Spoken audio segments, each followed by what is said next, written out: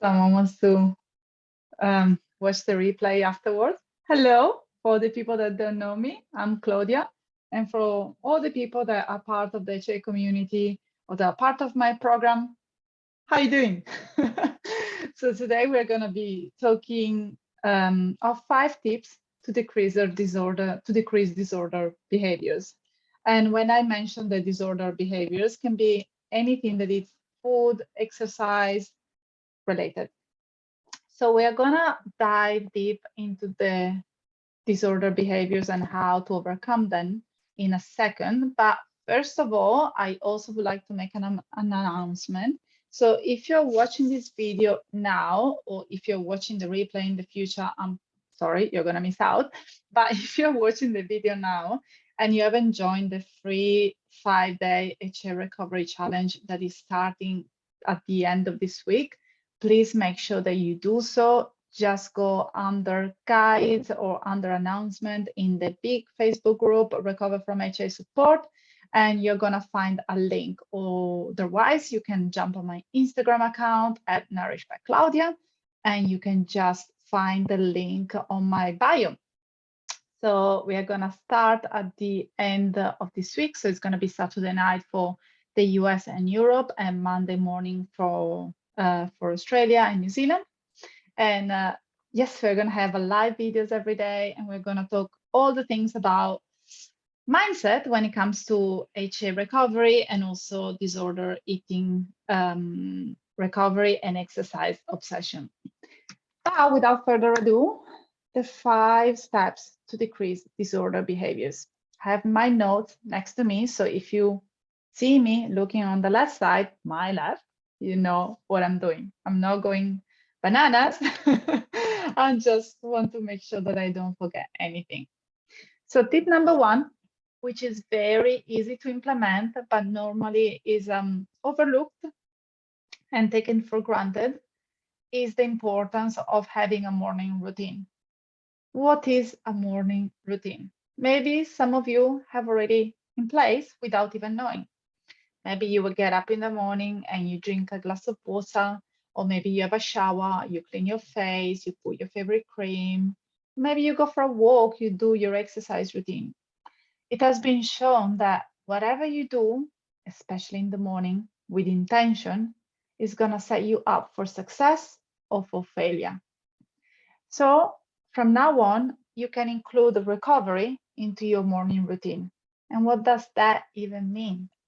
It means that every single day, when you take action, when you do the things that you enjoy doing in the morning, you're going to think of recovery as well. And you're going to think of yourself as someone that is actively recovering or that's already recovered.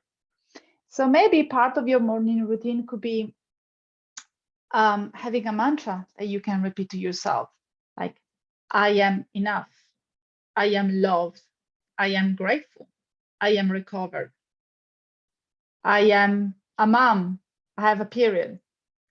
Tell yourself all the things that you would like to be true now, and tell your brain that this is already happening. It's gonna shortcut the whole process, and it's gonna rewire your brain from the inside out. So mantras can be a wonderful part of your morning routine. Something else that you can do is just listening to a guided meditations on loving your body and accepting the body for the way that it is. Or it's deciding to go for a walk instead of a run while listening to a podcast that reminds you that you're recovering, that you would like to reach some goals, and you need to take further action if you want to achieve your dreams.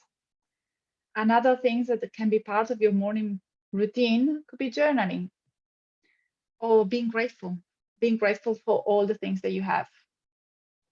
If you're a mom like me, if you already have kids and you find it very hard to have a morning routines because all the mornings are crazy, or maybe you're a shift worker, or maybe every single day you have to be at work at 6, so you just get up at 5 and rush out of the door.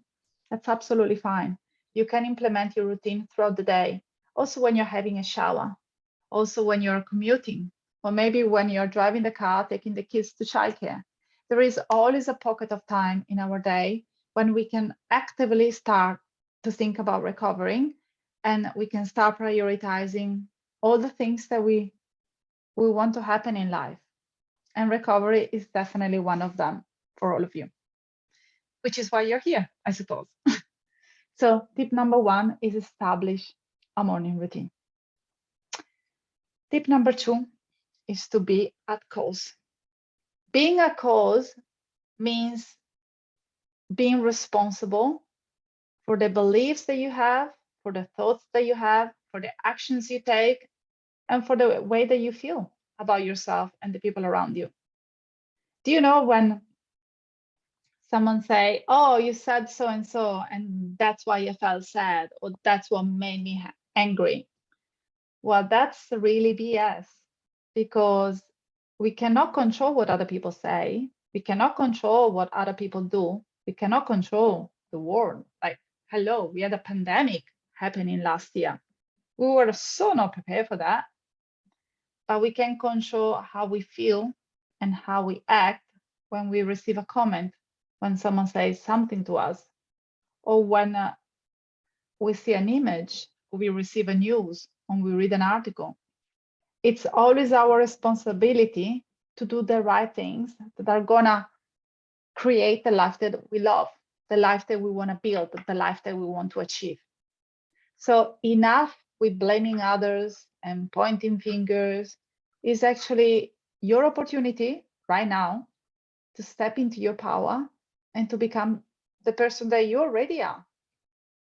Maybe you have been wrapped up in layers for so many years and you don't even know what your true identity really is. But it's actually your opportunity right now to make a difference, to make a decision, and to take the first informed step to get to where you want to go. Okay? So be a cause. Create the life that you love. Be the person that you want to be. You already are that person. And it all goes back to feeling responsible of all the choices that you have made and all the thoughts and feelings that you have. And to stop blaming others or searching for excuses, which are completely out of your control and are completely outside your bubble, which is your own self, your own bubble. Okay. So tip number 1, create a morning routine. Tip number 2, be a cause, be responsible, create yourself. You're the only one that can do that. And as I said last week on one of the amazing group calls that we have weekly as part of the HA community, you cannot do things perfectly. You cannot be perfect, but you can be perfectly you, which is the best thing ever if you actually repeat that sentence to yourself. So tip number 3, choose the people that are around you very wisely. And this is such a harsh sentence to say, but we can start. Okay, let's break it down. Let's start very simple. Choose the magazines that you buy, choose the shows on TV that you watch, choose the social media accounts that you follow. If you're following hashtag Fitspo, 2,500 calories, eating disorders, losing weight, and all of that, what you eat in a day, possibly this is not really going to help your brain to understand that you're recovering, because it still makes you feel stuck in the same loop of restricting and undereating, over-exercising, being unhappy about where you are, wanting to change, feeling completely fearful of changing. So always go back to all the informations that you upload into your brain every single day and make an informed choice. What are they helping? Are they helping me? What should I do about them? Shall I change them? Shall I upgrade them? And same thing happens with the people that are around us. Sometimes we cannot choose the colleagues that come and work with us. We can not even choose our family members, right? But we can take a step away from them if they're not really helping what we are trying to achieve right now. If your mom comments set you back every single time that you go and visit, make it very clear. have a communication, open the gates of communication with your mom. Tell her what you're experiencing. If going to the gym and see that person day in and day out makes you very unhappy because she reminds you of the way that she weighs or the way that you dress or stuff like that, she always makes comments about other people's bodies or other people's lifestyles, you take a step back. You're allowed to do that. We change friends throughout the years. When we were in childcare, we had our best friends back then. Then we went to elementary school. We changed friends. Then, we went to high school, new friends, university, even more friends, different friends. Some of the kids of the friends from childcare stick around, not all of them.